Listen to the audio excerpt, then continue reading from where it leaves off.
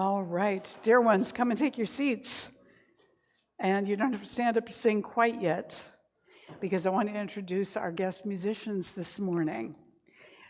We had a very entertaining time this morning because I was consistently spelling Andy's last name wrong, and I think we finally got it straightened out, at least on the slides.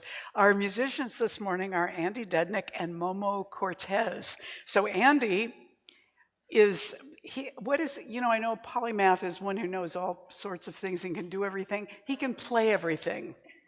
He plays saxophone, flute, piano, bass, at Bay Area restaurants, clubs, senior residential facilities. He teaches jazz instrumental and vocal classes at Crossroads Music School in Mill Valley and offers private lessons in his home study in Novato. And Momo Cortez specializes in jazz standards and pop music, and she performed for Bread and Roses for over 15 years. Currently, she performs at New Thought churches like ours throughout the Bay Area, clubs and restaurants and senior residential facilities. And she's also a featured singer with the James Mosley Band. She loves bringing joy and passion to her audiences. So we know that you know this song. So I expect to hear you. Please stand and sing out. Okay, that's the best introduction I've ever got. Are you ready? Yes. Okay, here we go.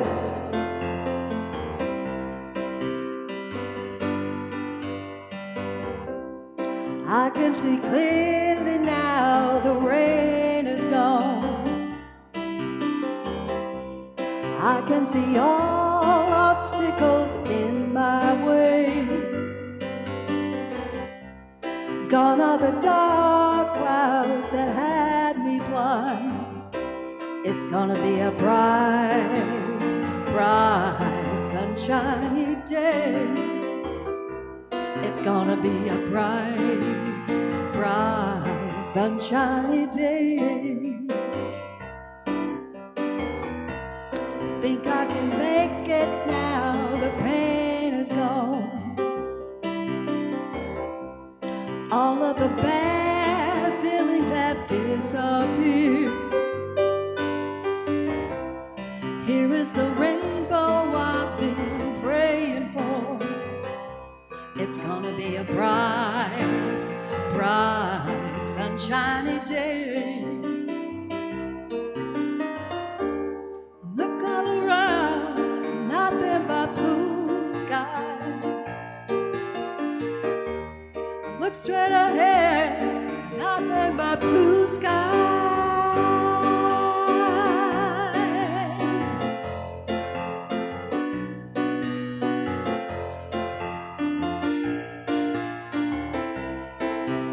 Hey, I can see clearly now the rain is gone. I can see all obstacles in my way. Gone are the dark clouds that had me blind. It's gonna be a bright, bright, sunshiny day.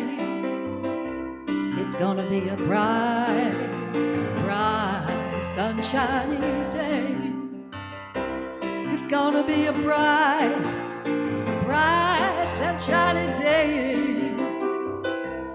Oh, what a bright, bright, sunshiny day.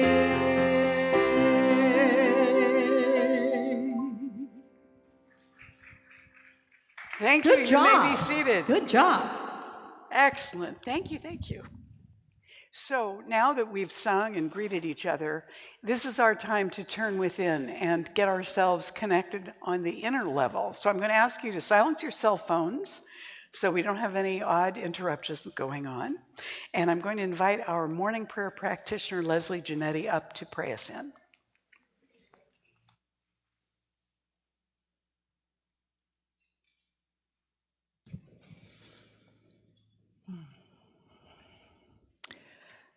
Just centering in to the sacred center within the heart of the universe, within the heart of all life forms. I bring my full recognition of the one infinite life, the one magnificent all-in-all presence, that this one is always moving upon itself and always creating out of itself. It is always pouring itself through the past, the present, and the future in this perfect moment of now, the eternal now, where all the power of the one is recreating itself through everything. I know that each one is a unique, individualized expression of the one infinite life, and that each one is a vessel for the wholeness and the abundance of the light of the universe itself. So I speak my word for each one, and I claim an opening in consciousness now for a resonant realization that the life within is always seeking deeper interpenetration for self-expression, for self-fulfillment, that it unites everyone with itself through the harmonizing power which aligns spirit, soul, and body temple. So in today's service, as Reverend Mary speaks her word, it is spirit made manifest, where deep meets deep, from heart to heart, from soul to soul, where each one has a revelation of truth for themselves and for the world, which always manifests as love. Divine love forever and forever heals anything unlike itself, and always and forever unites everything in truth.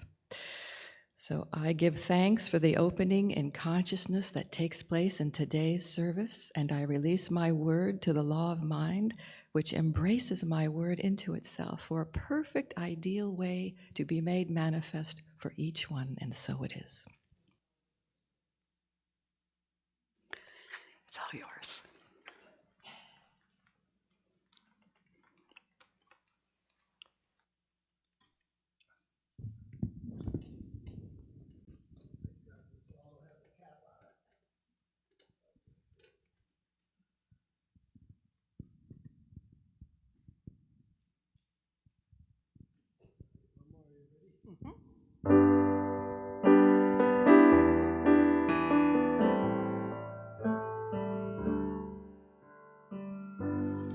I believe for every drop of rain that falls, a flower grows. I believe that somewhere in the darkest night, a candle glows. I believe for someone that goes astray, someone will come to show the way. I believe, I believe, I believe above the storm, the smallest prayer will still be heard. I believe that someone in that great somewhere hears every word. Every time I hear a newborn baby cry or touch a leaf, I see the sky that I know why. I believe.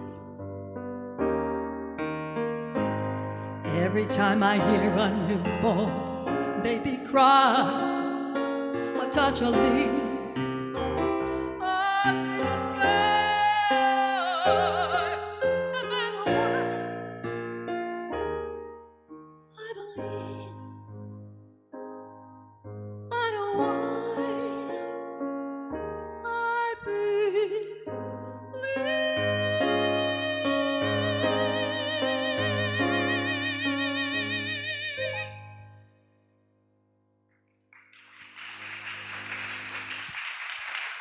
Thank you so much. Thank you.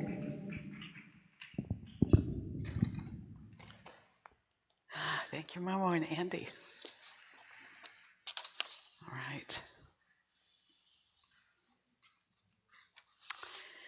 So now that we're in November, the second half of our commitment program series, which started in October, we're now in expanding our prosperity. This is a part of our Uplifting Our Consciousness program. In October, we focused on deepening our faith, because you can't uplift your consciousness without deepening your faith. And then in November, we made it our theme, expanding our prosperity, because we're doing our commitment program, right? And it seems to me that before we make a prayerful commitment that's going to cover the next 2 years, 2026 and 2027, it's a good idea to deepen our own and broaden our own experience of prosperity, our own abundance, to increase it, to welcome it. You know, a couple weeks ago, I talked about tithing on unexpected income, right? Anybody remember that? Yeah? And what's happened to me is that since I made that declaration, that we're going to tithe on unexpected income, I got $100 over here. I got almost $1,700 over there. Unexpected income. So when you put your focus on something, you know, when you make a commitment or you broaden your attention and your intention, the universe responds to that. And it's kind of like the universe coming to me going, okay, did you mean it? Yes, I did mean it. I did mean it. And so I hope that you're noticing similar things and you're taking similar action. When we put our intention on, okay, I'm only going to tithe on unexpected income because I'm comfortable trying that. So I'll go ahead and do that if unexpected income shows up. But I'm not expecting it, right? So maybe I won't have to. And then the universe says, oh, yes, you do. You get to try this. So I already am a tither, but this is an extended version of that. So when we started this program, one of the things we did, made sure everybody got a half-sheet handout every Sunday where you could take some notes and also, if you're really listening, key into some of the key things I'm saying today. And on it, am I losing strength here, or did you turn me down? Am I okay, I still sound okay. It's funny to me, sometimes I sound like I'm fading out. Yeah, you can hear it? Okay, good. So we have on the handout the Celtic cross for Christianity at the top, and the butterfly, because we've been doing butterflies all along throughout the program. With Christianity, if you look at the heart of Christianity, what you really see is an emphasis on forgiveness and on redemption, which kind of the message is, no matter what you've done, you can neutralize that if you're willing to acknowledge it, be sorry for it, and be forgiven. Now, in Science of Mind, we recognize that God doesn't need to forgive anything because God was never offended. God is knowing all of us so well, recognizing our mistakes are part of our learning process, even when our intentions weren't so good. So we may need to forgive each other, but the infinite doesn't need to forgive us. But what it does do is reinforce to us the idea that we're never lost, we're never abandoned, we've never made such awful mistakes, there is no overcoming it. So we're looking at today the principle of eternal life. You know, in Christianity, it says, never fear, you can still earn eternal life no matter what you did. Whereas in Science of Mind, we say, you can't get out of eternal life. It was given to you when you were the idea. And therefore, what are you going to do with this eternal life that you have, starting now, in this place right here, to claim that life? So we want to always welcome our sharers who are talking about what some of this means to them. So our board president, Karen Frost, is going to come up and introduce this morning's sharer right now. Yay.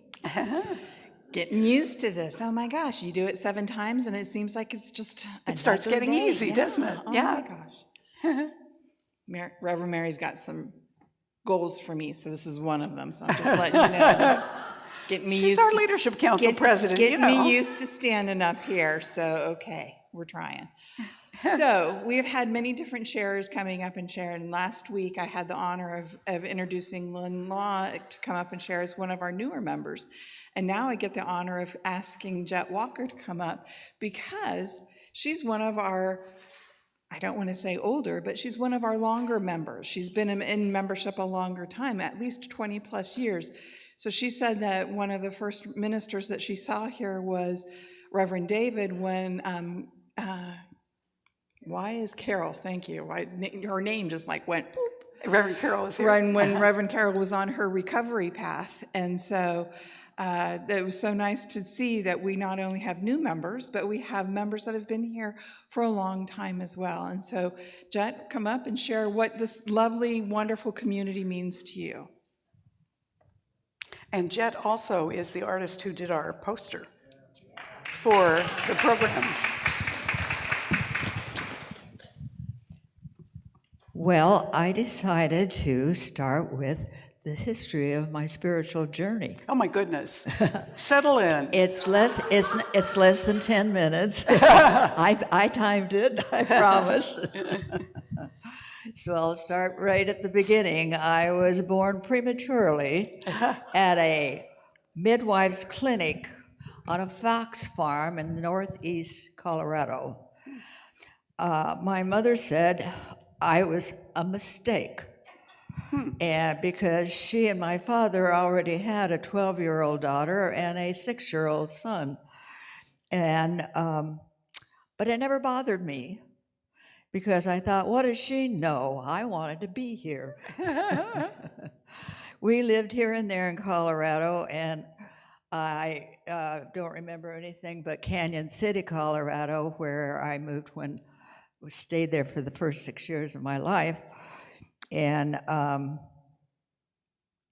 I ran wild while my brother and sister were in school, and my mother was running a dress shop, and I got to go be the Main Street bum and hung out in the pool hall and snuck into the movie house, and it was just so much fun. Then my family moved to Southern California, where I was 6, and after my sister had graduated from high school. And the first part of that was very sad. We lived here, there, and yon, and my sister, who was 19, died of leukemia, and she was in UCLA, and my father died of alcoholism. So we felt, I didn't know my father very well, but I felt devastated about my sister because she'd done most of the raising of me because my mother worked. And but then I got over it because I decided she was somewhere over the rainbow and still there. My mother became a bookkeeper for a plumbing organization, and the one of the plumbers belonged, my mother was raised Baptist, and one of the plumbers was very active in the United Brethren Church of Christ. And when I was in junior high, I was part of a ceremony and dunked 3 times Oh my. in the basin. And then I became very active in Youth for Christ. And a couple of times I was on stage with Billy Graham. My goodness. And I remember in the big auditorium, and I kept thinking, well, there should be boys that are Youth of Christ, but I guess Billy liked ladies. So anyway, I went on to college, and in Long Beach State, and my mother convinced, I wanted to major in art. Mother convinced me that a teacher was a better career for women who had a steady job and also security, plus she had time off during the year. And in college, I started studying history and so forth, and I discovered, although I deeply believed in Jesus' teachings, I discovered there were all other religions that had created history around the world, and some of them were equally unique as well. So I finally decided, well, what about those poor people in Senegal or Northeast Mongolia who never heard of Jesus? Are they going to burn in hell?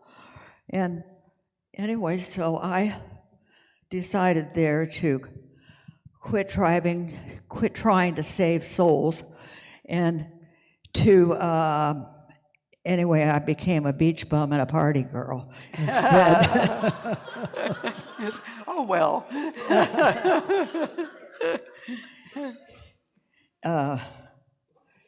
I did go to work part-time to save up money at dress shops and department stores. And I traveled all over the United States, one girlfriend, to each. I need a trash can, huh? That's okay, I'll just take them. Anyway, one trip we went all over every town in U.S., and I also had the experience of going to a Democratic convention. Her father was a delegate, and we were trying to crash some parties, and I ran into Herbert Humphrey we had met Herbert Humphrey in the elevator, and he said, "What can I do for you?" And I said, "Well, we would crash this party, but they wouldn't let us in." And he said, "Oh, come on, I'll take you."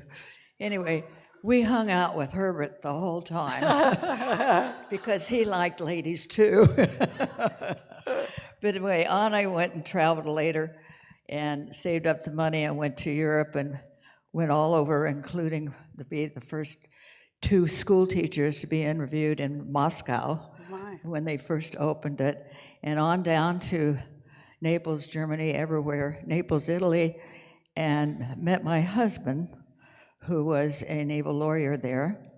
I met him October 23rd and married him New Year's Eve. I was a tax deduction, I think. But anyway, and 10 months later, William Tinman Walker Jr. here showed up.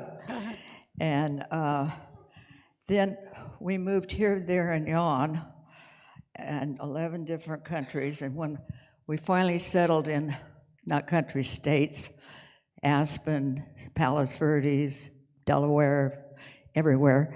Anyway, when we finally bought our house in Tiburon, I said, I want to see the world, but I don't want to take the furniture anymore. And God heard me. We've been there since 1972. And I was active in the Congregational Church in Tiburon, but it rather fell apart. And my dear minister brought me here to learn about science of the mind. And I took all sorts of classes, and I'm still studying. I'm on the last book of Twarward. Oh, my. I only have about 4 pages left. Well, That was quite a commitment. yes, really. So along the line, I decided, well, I went to Ukraine with Barbara in 2013, and I had 2 of the most interesting suggestions and talks to muddle over. The first one was when to say no. And I realized that sometimes at those parties I should have said no, but I didn't. And then the other one was, what do you do for your community? And I remember muddling over that, and that was given by Ken Graham Gordon, who was science. Ken Gordon, yeah. Yeah, He was the the president. spiritual leader of the whole thing. Mhm. Science of the Mind group. Anyway, so I sat there and I thought, I hear people talking about let's go to brunch, but I'm in the front messing with my sketch pad, and somehow, for a while I wasn't invented, but then I remember Mother said, if you want something done, do it yourself, or make it yourself. So I got to be the party girl, and I gave 5 brunches. Not 5 years I gave brunches on the 5th Sunday, and occasional Thanksgiving, and occasional Christmas. And this past few days, I've had a few people ask me if I was going to give a Thanksgiving. And I have to say, I bought the turkey. Oh, okay. Because I understand they're going to be a little scarce. So it's limited, and I'm hoping to get carpools in Is there a sign-up sheet yet? No, there isn't. There should be one back there, but we didn't do it for this week. So we definitely need to do a sign-up sheet. But you did or did not want to do a potluck? What? Potluck, yes, no? No potluck. However, I will accept pies. Right. 4, I think, or Right. how many. It depends on how many people there are.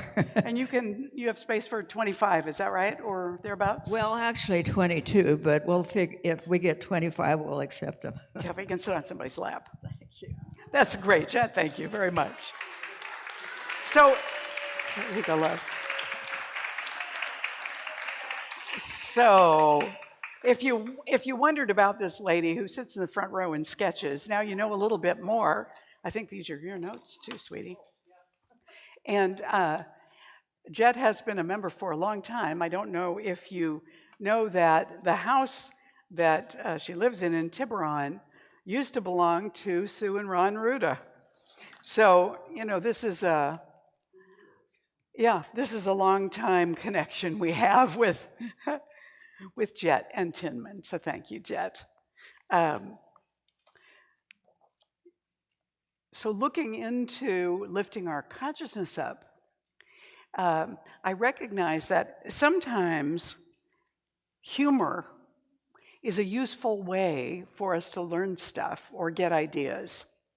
And when someone is in college, we don't normally think of the professors as people who have a lot of humor necessarily.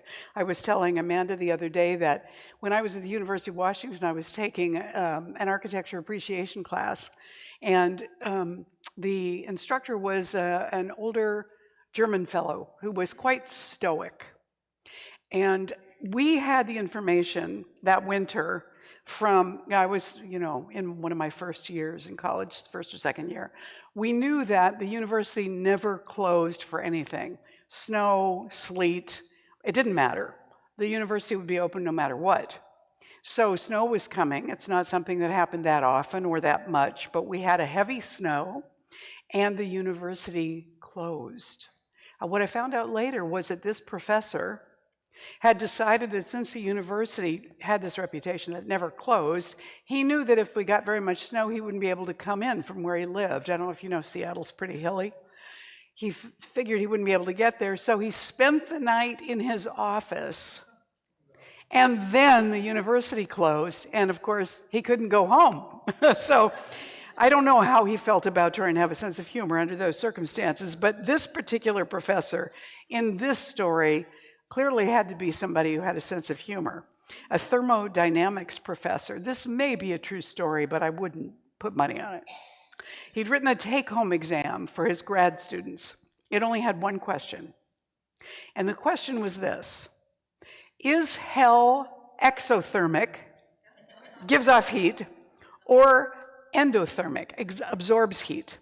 Support your answer with a proof.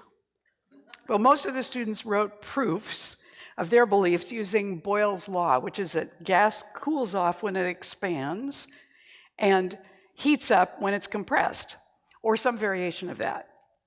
But one student wrote this: first, we need to know how the mass of hell is changing in time. So we need to know the rate that souls are moving into hell and the rate that they're leaving. I think that we can safely assume that once a soul gets to hell, it will not leave. Therefore, no souls are leaving. As for how many souls are entering hell, let's look at the different religions that exist in the world today. Some of these religions state that if you are not a member of their religion, you will go to hell. Since there are more than one of these religions, and since most people do not belong to more than one religion, we can project that all people and all souls go to hell. With birth and death rates as they are, we can expect the number of souls in hell to increase exponentially. Second, we look at the rate of change in the volume of hell, because in Boyle's law, it states that in order for the temperature and pressure in hell to stay the same, the volume of hell has to expand as souls are added. Makes sense, right? This gives us two possibilities, he says. Number one, if hell is expanding at a slower rate than the rate at which souls enter, then the temperature and pressure will increase until all hell breaks loose. If hell is expanding at a rate faster than the increase of souls in hell, then the temperature and pressure will drop until hell freezes over. So, which is it? If we accept the postulate given to me by Teresa Banyan during my freshman year, that it will be a cold night in hell before I sleep with you, and take into account the fact that I, after 5 years still, have not won her heart, then number 2 cannot be true, and therefore number 1 is true, and hell is exothermic. The student got the only A. Here we have a professor with a sense of humor, right? Looking at this idea of the expansion of hell. So I said earlier that when we talk about Christianity, we look at forgiveness and redemption. So we're really looking at a promise of eternal life. And then we find that Ernest Holmes says, you know, your life is already eternal. The universe isn't bargaining with you. It's giving you everything. That life is already yours. It was yours before you were born, and it continues to be yours after you're finished with this life and this body. So we're looking at this opportunity to expand our experience of prosperity without the fear that to focus on abundance and prosperity has some kind of negative spiritual connotation. You know, for so long, it seems that humanity has looked at money and said, it's a questionable good, money. The lack of money, the want of money, the desire for money, the focus on money is kind of narrow-minded. And I suppose the way that we regard money, that's probably true. But actually, the whole idea of money is a metaphor. And it can have a spiritual interpretation as much as a physical one. After all, money is an exchange of value for value, but what we're giving with money is not in and of itself intrinsically valuable. So we're giving paper, or we're giving plastic, or we're giving a code. And for that, we're receiving stuff. Then whoever has that code, or plastic or paper from us, they can take that and get other stuff based on that. And all of that is based on shiny metal that we think is really pretty. And so it has more value. That used to be the gold standard, right? But it's all metaphors. It isn't actually something. If we were bartering, that would be something. But we're actually offering an idea, and we're getting something back. So I guess Bitcoin isn't that weird when you think about it that way. It's just another idea for the whole thing. I mean, it seems fishy to me, but what do I know, right? So we're looking at the process then of, instead of holding money and abundance and prosperity in our lives as something that makes our spiritual values questionable, instead we look at it as just an additional piece of our spiritual path, learning how to navigate money, learning how to navigate exchange, learning how to navigate value. So part of what we need to do in order to expand our prosperity is to learn how to become a more joyful receiver. Now, I know that usually, stop. You're not supposed to be there yet, darling. Oh, yes, you are. That was my fault. You're correct. We didn't sing our song. You're supposed to warn me when I forget these things. All right, so this is our song of lifting our consciousness. So stand up. We're going to go ahead and sing this. We've been doing this every week, and we're going to do it again right now. This is Nathan Aswell singing a very upbeat version of a Daniel Nahmod song, and we've sung it many times, but this is our theme. This is what we're doing, lifting our consciousness. Oh, sorry. I screwed him up again. Usually I don't mess up so much, but today, just for you. It's your fault? Okay. All right. Take it away, Nathan. There we go. Sing out now. You know this.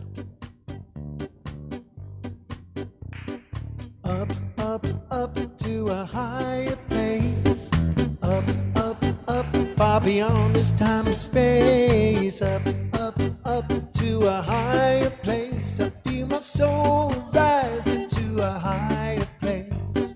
Higher place, higher place. I feel my soul rising to a higher place. Higher place, higher place. I feel my soul rising to a higher place. No more forward, no more backward, no more spinning around and around. My life is moving ever upward. My feet are leaving the ground. Up, up, up to a higher place. Up, up, up, far beyond this time and space. Up, up, up to a higher place. I feel my soul rising to a higher place. Higher place, higher place. I feel my soul rising to a higher place. Higher place, higher place. I feel my soul rising to a higher place. No more downward, no more darkness, no more wondering the point of it all. My life is destined, oh, for greatness. My soul has answered the call. Up, up, up to a higher place. Up, up, up, far beyond this time and space. Up, up, up to a higher place. I feel my soul rising to a higher place. Higher place, higher place. I feel my soul rising to a higher place. Higher place, higher place. I feel my soul rising to a higher place. Feel my soul rising to a higher place. Feel my soul rising to a higher place. And give yourselves a hand.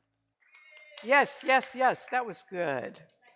So we are today looking at loving. How do we lovingly expand to include more good in our experience, in our lives? How do we expand into that? And one of the things that we can do right away is to recognize that we can expand into blessing the good of everything that happens to us, even if we have to bless it with gritted teeth. Because everything that comes to us is offering us something. I said a few weeks ago that Richard Bach said in Illusions, his book Illusions, there is no such thing as a problem without a gift in its hands for you. So what we want to be able to do is take those moments where we want to scream and just bless them anyway. Because we don't necessarily see what the good is that's trying to come forth from that. And so that means that we want to become more joyful receivers of what is showing up around us in our lives. How do we become more joyful receivers? So when somebody gives you a compliment and you take that in, do you minimize it? Do you brush it aside? Do you kind of thank them, but sort of not really? You want to get on with it and not have to deal with it?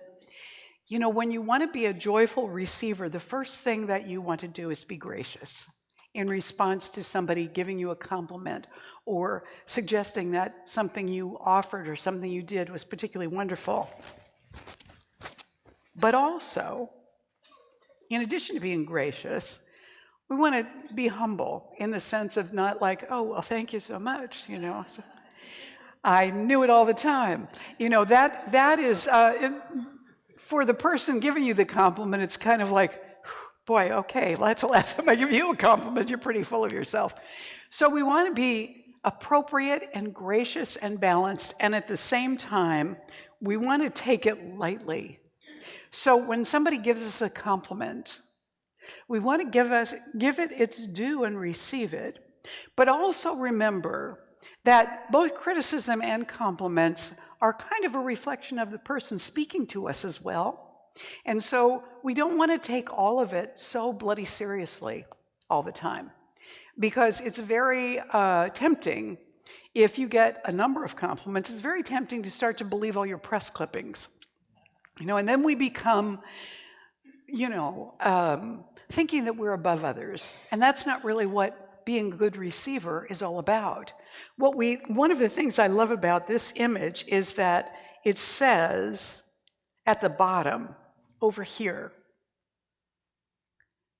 and you can't see it completely because Take It Lightly is over it, but it says, all we know of love is that love is all there is. So when love is being exchanged, we don't need to suck it in like we're starving to death. We don't need to throw it off like we didn't need that love at all. We have so much it doesn't matter. And we also don't want to go into the place where we think, well, I deserve all the kudos I could possibly get from anybody. And by the way, you should name your firstborn after me. We don't want to go in that direction. Our founder, Ernest Holmes, wrote in Words That Heal today, the great lesson is that life delivers itself into our capacity to receive it. So remember, all of life is a gift to us. He goes on to say, this outpouring from the cosmic horn of plenty can only fill the cup that is lifted up toward it. A pail turned on its side cannot be filled with rain from heaven. So it's important for us to recognize that we do deserve, because we exist, we do deserve the good that the universe can bring us. And we don't want to overlook it. It's kind of like my saying that when we put our attention and intention on, okay, I'm going to tithe on my unexpected income, then I need to have my antenna out to perceive that unexpected income when it comes to me, right? And last week, I showed you all those slides of the beauty of nature that shows up just giving itself 100% freely to us all the time, and how easy it is to take that for granted and overlook it.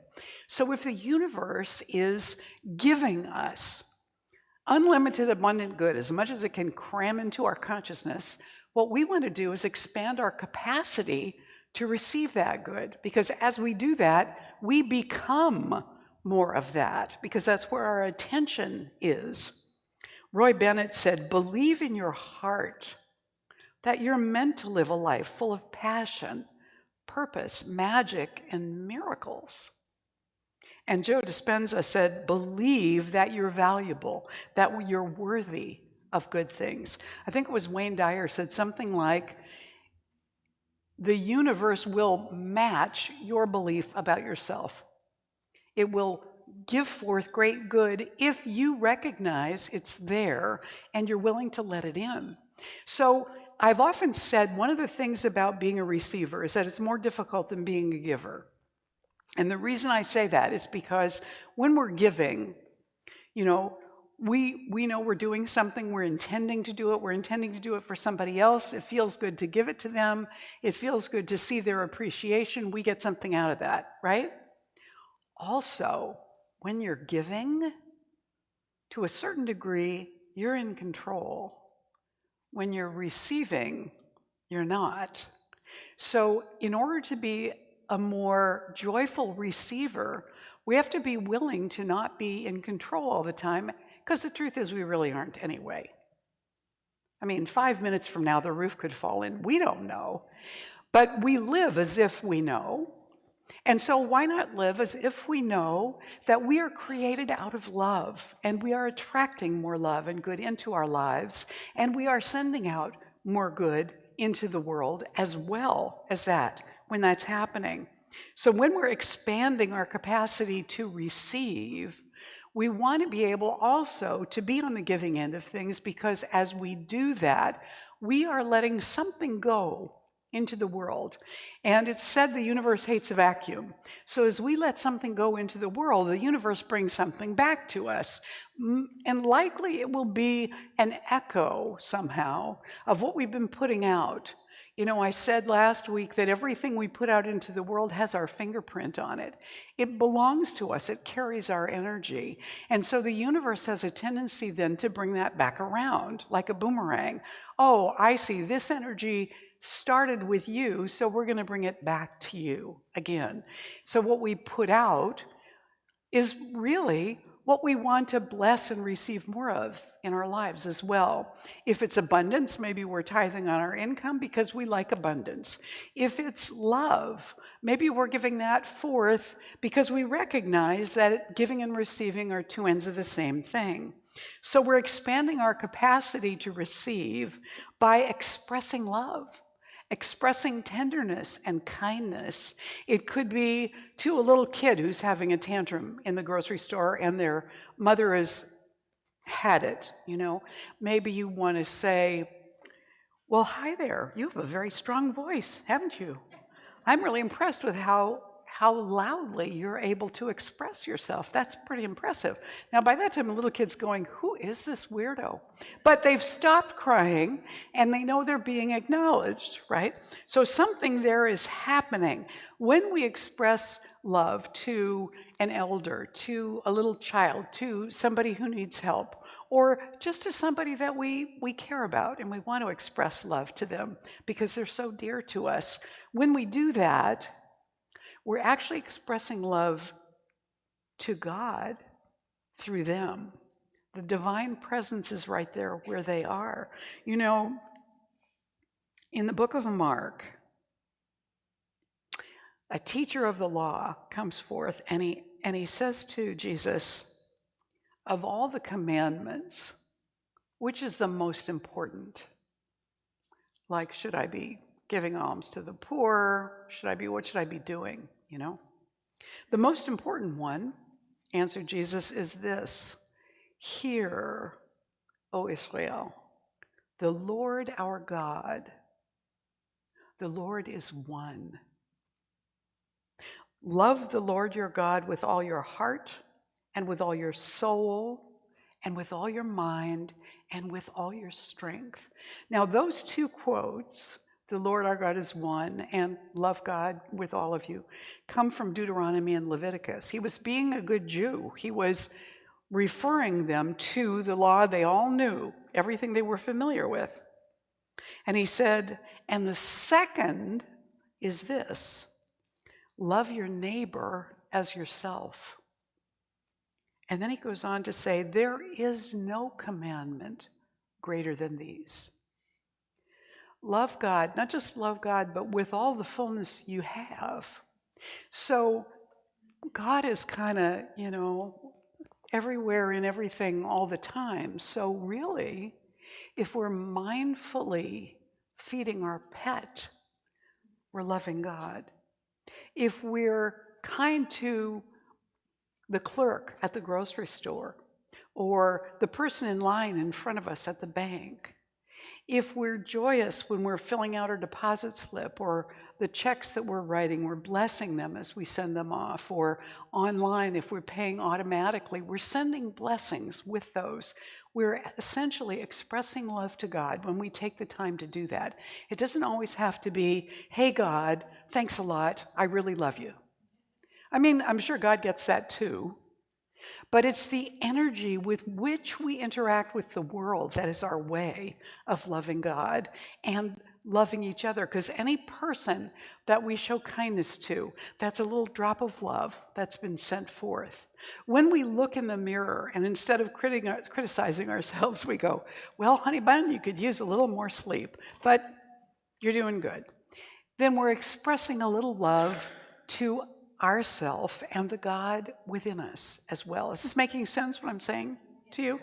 Ernest Holmes wrote, to love God and to love our neighbor as ourselves means to see God in everything and to include everyone in one divine unity. On this admonition of the Master hangs the meaning of all divine law, all spiritual prophecy, and all true revelation. Boy, that's a huge thing for him to say. I mean, it makes sense to me, but to have him say, this is really the pinnacle of the message. Love. Give love. That's it. That's really the message. That's what we're here for. That's our job. And it doesn't matter how we do it. If you do it through dancing, or if you do it through baking, or if you do it through singing or engineering, or bus driving, or whatever it is that you do, if you can bring yourself to that, the pride of doing a good job, the expression of love to the people that you interact with, then you are doing that bit. And Holmes goes on to say in a reader on practical wisdom, he says, the biggest life is the one that gives the most, loves the most, includes the most, has the greatest understanding and the greatest consciousness of eternal good, and redistributes this good to the largest number of people. When he's talking about redistributing the good, he's not talking about going out and giving money away everywhere. I mean, that might be part of it, but he's talking about love, whatever the expression is that we're giving. You know, Alan Cohen, in one of his books, wrote that it is possible to give somebody a loving no, that your response to their request is no, but you can give that response with love. He said, a loving no is a far better gift than a resentful yes. And so to learn how to say no with love, with kindness, with equanimity, but to still keep our own boundary in place. That's loving to the other person in our expression and loving to ourselves. A resentful yes is not loving to either one. And that's a lesson that many of us are still learning, including me. So we want to welcome our opportunities to serve others. And that could be anything. When you come in, you set up chairs on Sunday morning, you're serving everybody that comes later by having a chair ready for them. When you make coffee, when you do the live stream, when you sit at the prayer table or you're running the sound, when you're performing the music or giving the talk, or when you're having conversations with each other or signing up on the list at the back, or having some cookies, or maybe you brought cookies today. Every one of those things is being in service. It's an opportunity. When you stand up and sing, and I'm not just here by myself trying to sing a song that's a congregational song, you're doing a service. You're making it easier for everybody else to sing, including me.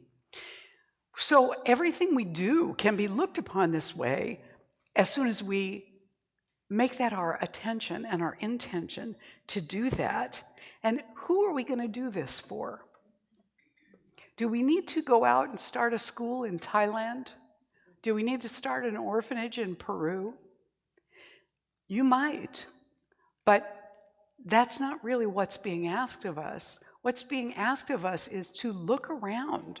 Who's around us? Then give service there. In that moment, if you're the only one there, be kind to yourself. It's not as hard as it seems, but it does require attention and intention. This is what we're here for. This is what we want to do. So as we do this, we're encouraged to accept each other and make space for those around us for who they are, the way that they are. The way that they are may not be the way that we want them to be.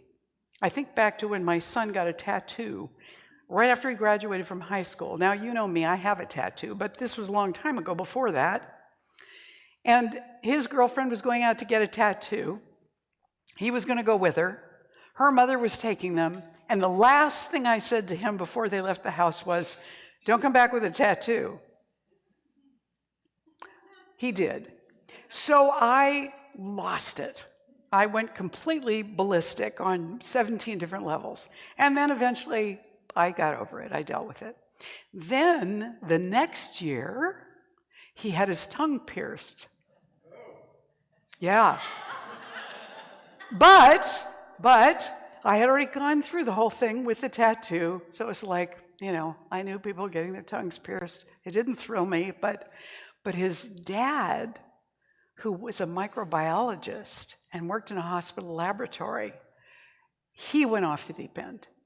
He said to me at one point, "Why would you want to poke a hole in the place that has more bacteria than anywhere else in your body?" I said, "You know what? I am totally with you, but I think it's a generational thing. I think if we were young, we might think that was cool. Well, he wasn't convinced. He said to me, well, I think, I did fine with the tattoo. I said, yes, you did beautifully. You did really, really well. Now it's your turn to be upset. Eventually, our son got rid of the tongue piercing. He has another tattoo now, but that, old story. But letting somebody be who they are. Now, we weren't doing that, right? He was making a choice for himself as an adult, distinguishing himself separately from us. We were not liking that. Have any of you ever had your kids make a decision you didn't like much? Anybody have that happen? Yeah. And you know what? On their end of things, that's exactly what they should be doing at that age. They need to differentiate themselves and make their own choices and stand as somebody distinct from us. I pierced my own ears when I was 13. I got self-piercing earrings because I knew my mother would never let me get my ears pierced. But my mother was one who, if you started something, then you had to finish it. So I knew she wouldn't make me take them off before they had done what they were there to do, right? She wasn't happy. I was.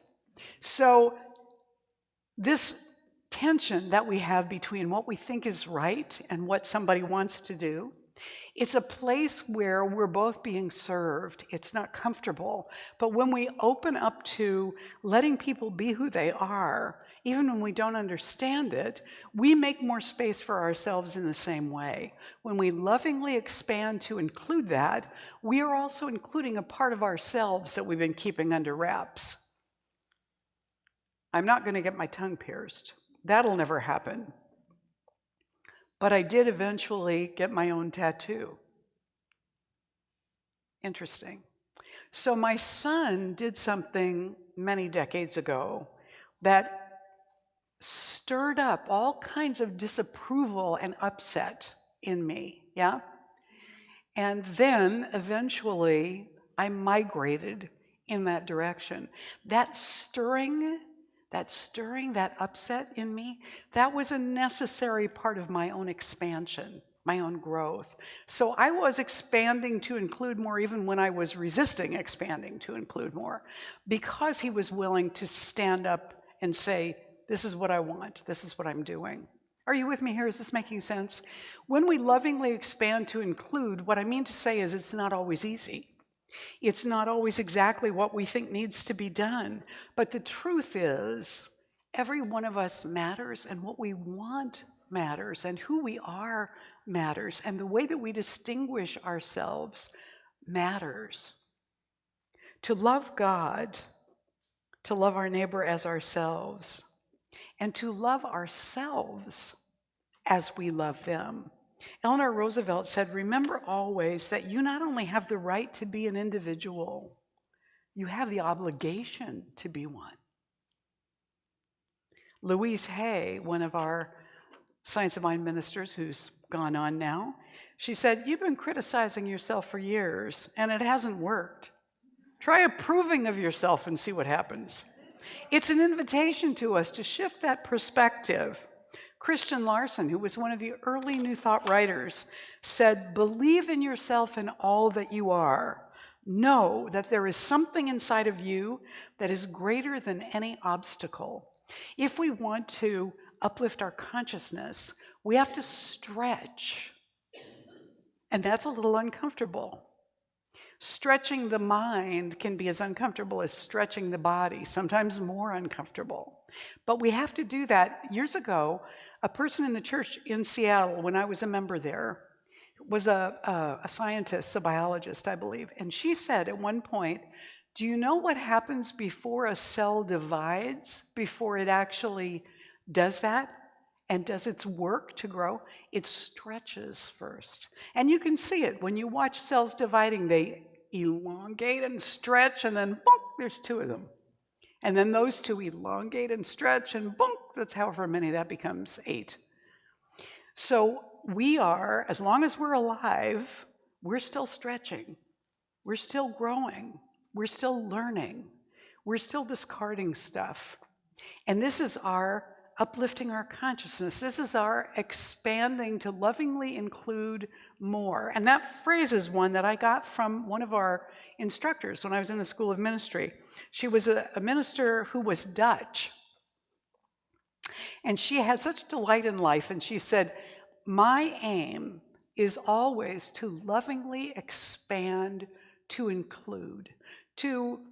Essentially what she meant was to assume the good, to welcome the good, every new experience, every new sight, every new discovery, to welcome it with wonder.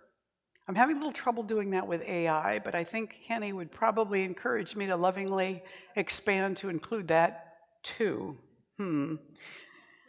Rumi said, "You are not a drop in the ocean. You are the entire ocean in a single drop." And Ernest Holmes wrote in Ideas for Living, "Someday we will come to perfectly appreciate the fact that no living soul is more important than any other one. For in the eternal kingdom of reality, they are all the same, king and slave, what we call rich and poor, what we call intelligent and unintelligent people, what we call worthwhile and not worthwhile people. All of that in the infinite is held with an equal, boundless love, and so are we. So every one of us matters and has value. We, in accepting others as they are, as they wish to be, as a beloved of the divine, even the difficult ones, when we do that, we deepen our own faith and we expand our own capacity to receive good. Because what we do for another gets seated inside of ourselves for ourselves as well. So I want to close with this little tiny story from a very wise rabbi. "How can you tell when it is morning?" the rabbi asked his followers one day.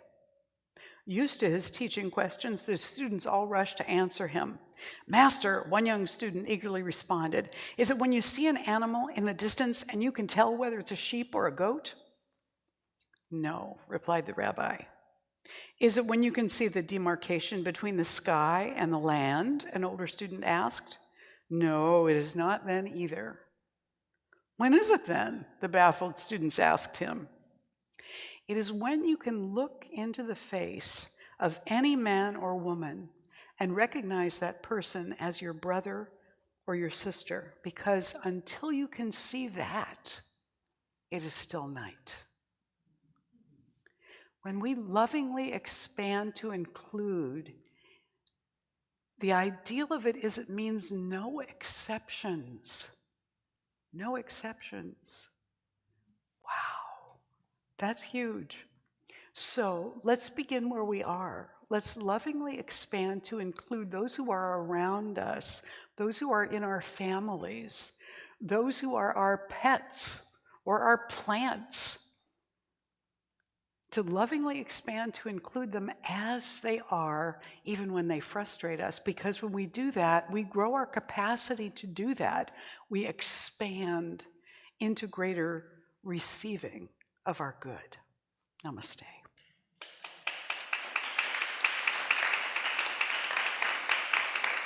Thank you. All right. So let's take this in and anchor it in prayer. As we recognize right now, there is one presence, and it is everywhere.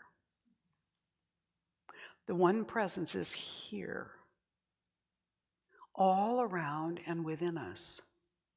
This presence knows us better than we know ourselves, and in fact, is us in expression. That great I am within is the one I am.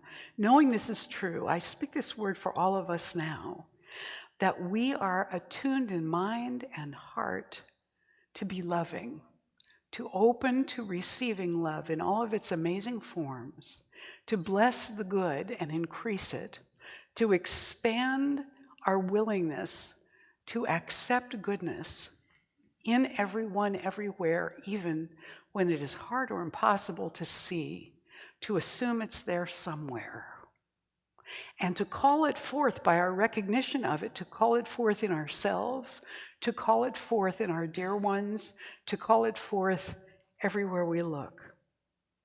As we contribute this, I recognize that the universe shifts, that there is a change occurring, minds opening, hearts softening, hands being offered to help and being received.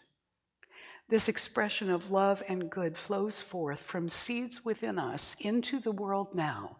It flows out collectively from us, and it flows out from us individually, allowing greater good to find us, to come home to us, to bless us as well. We lovingly accept this as a community, and we send this prayer into the creative law of mind and spirit, where it is recognized and brought forth in form and being and experience, just as it is known and accepted within us. We're grateful to know this, to remember it, and to be called to step up to it now. So we let it go, and we simply let it be so. And together we say, and so it is. Yes, please stand and join me for the morning affirmation. And this is printed also on top of your little handout for today as well. I make space for my loved ones to show up exactly as they are. I value their unique expression. I discover more and more love and good for me too. And so it is. You may be seated. Will the ushers please come forward? This is our time of sacred giving. If you are with us online this morning and you want to contribute to Golden Gate, I invite you to do that. We are so grateful for all those gifts, and we invite you to just text the dollar amount you want to give to that number on the screen and then follow the directions. We're going to bless that offering and everything being given in the room this morning and everything that has been given to Golden Gate this past week, because some of it comes electronically. So whether it's financial donations, prayers, or service, we want to bless all of it, and we also remember to bless ourselves. We're part of the gift too. So I invite you to put your hands over your heart, and those of you at home as well, as we say this giving affirmation together now in unison. This gift I give is God in action. I now send it forth to bless and to prosper. I know that everywhere it goes, it is creating a world living in love, one heart and one thought at a time. And so it is. Let's go ahead. Please enjoy this beautiful song written by Sir Anthony Newley and Leslie Bracus.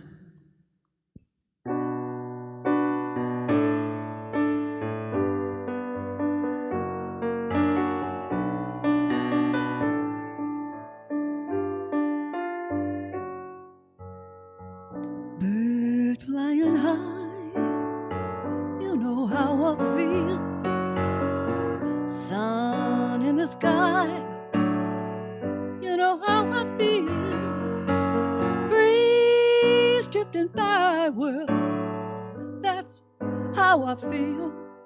It's a new dawn, it's a new day, it's a new life for me. And I'm feeling good.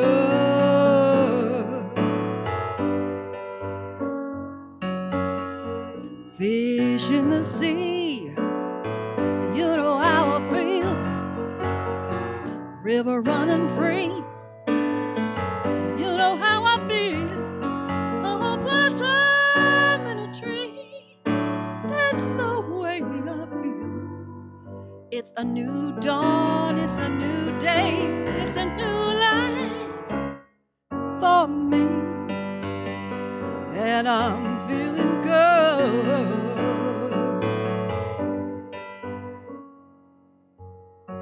Dragonfly out in the sun, you know how I feel. butterfly having fun. You know how I feel.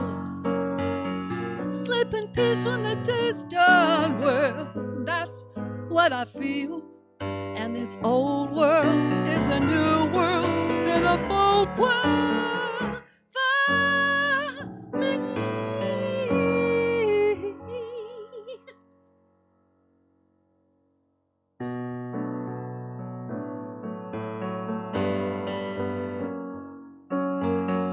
Stars, when you shine, you know how I feel. Scent of the pine, you know how I feel. Oh, freedom is mine. That's the way I feel. It's a new dawn, it's a new day, it's a new life. It's a new dawn, it's a new day, it's a new life. It's a new dawn, it's a new day, it's a new life for me. And I'm feeling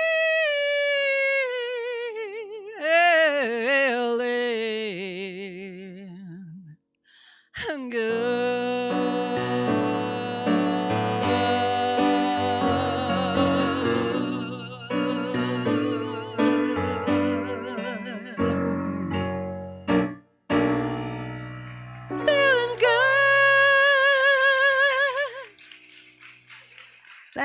Thank you so much. Thank you, Andy.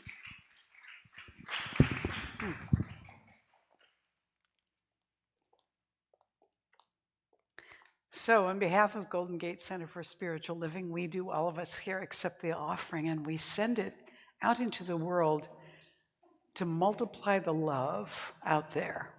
And so it is. So it is.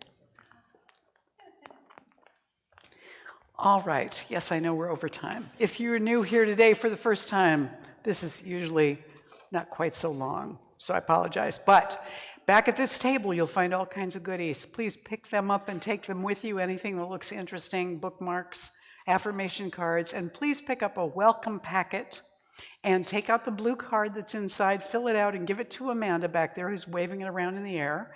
And she's going to give you a little book as our thank you gift for you for being here today, and also that's your invitation to come back. Whenever you see that book, know that it's time for you to come back. We're looking for you and looking forward to get to know you. I also want to say thank you to everybody that was involved today in putting all of this together with so much love. So we want to thank Leslie for the altar. We want to thank Momo and Andy for the music. We want to thank the Frost family for continuing to bring our balloons, and Jet for the poster. Let's just thank everybody.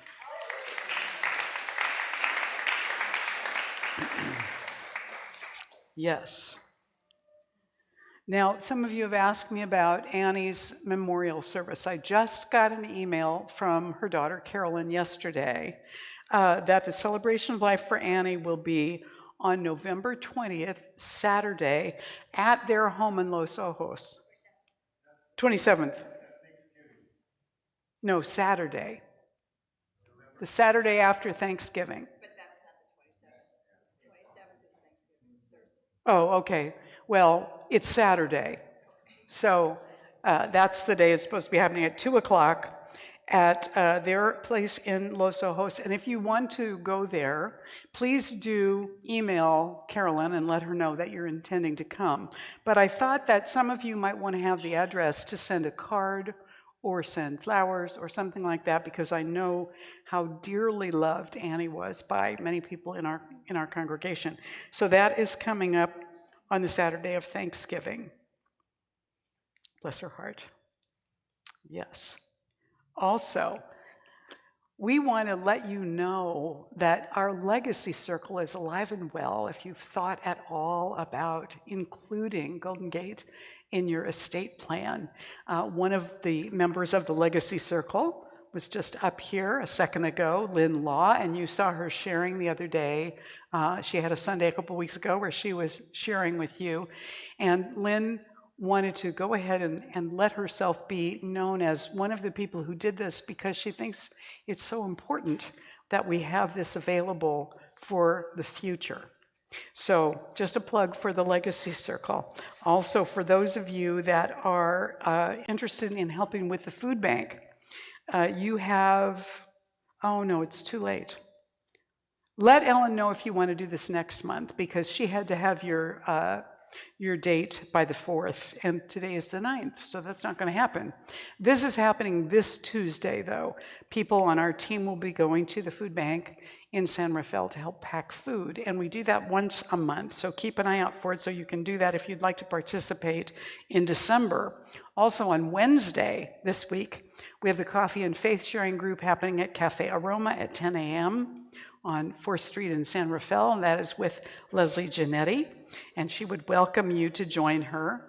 Also, back at the activity table, we have a sign-up sheet for those of you that are interested and willing to give a hand with our YouTube channel. You know, Tinman Walker has been talking about developing a greater number of subscribers and so on, till we get ourselves up to the point where we could revenue share with YouTube. So we need some assistance in order to do that, and there are a number of ways that you can help. If you're interested, please sign up at the sign-up sheet back there on the activity table to let Tinman know you're available to give him a hand with that. Also, I got an email from Steve Behrman, Swami Beyondananda. He is doing an online workshop on how to be an uplifting presence of laughter, as he's been doing for decades. Now, if you're interested in finding out how to do that a little bit more, he's doing a 2-hour workshop on the 15th from 10 a.m. to noon, and you can reserve it at this long link. You might want to take a picture of that if you're interested. It's only $39, or if 2 of you want to sign up, it's $50, and it includes reviewing the workshop and getting his Silly Bus journal and 3 coaching calls. So that's coming up. So also I want to just remind you of the importance of prayer. The prayer box is over here at the table, and we also have Deborah on duty today. Leslie's over there with her, to offer prayer. If you would like that following the service, go to the table immediately to get a prayer. And would the ushers please, not the ushers, would the practitioners please surround the room as we get ready to pray out today. So we're blessing this day and this week and sending you out with that uplifted consciousness. So turn within right now in preparation to receive, and open your mind and heart to the recognition that right where you are, God is. That divine presence is fully present everywhere, in everyone, all the time, and shines forth through our uniqueness. So we bless everything that came forth for us this morning.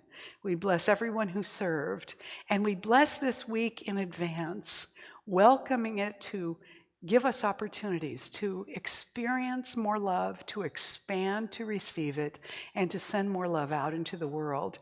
We are doing that with the consciousness of remembering, attention, and intention to being that presence of love. With gratitude, we let this be in us now, and together we say, and so it is. Please stand and join us for the closing blessing and song. So we say together, I now walk so that whoever walks beside me dwells in the presence of God, and whoever places a hand in mine is lifted, and whoever thinks of me is illumined with God consciousness. For spirit and all people and I are one eternally, and so it is. This is also one that you know.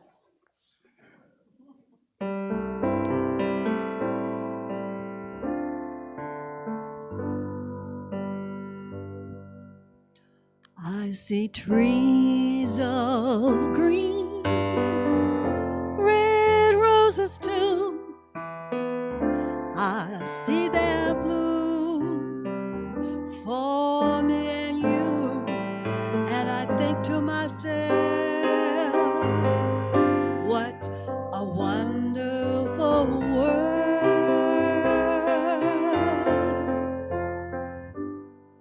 I see skies of blue, the clouds are so white, bright blessed day, the dark sacred night, and I think to myself, what a wonderful world. The colors of the rainbow are so pretty in the sky, and also on the faces of people going by. I see friends shaking hands, saying, how do you do? What they're really saying is, I love you. I hear babies cry, I watch them grow. They'll learn so much more than I'll ever know. And I think to myself, what a wonderful world. And I think to myself, what a wonderful world.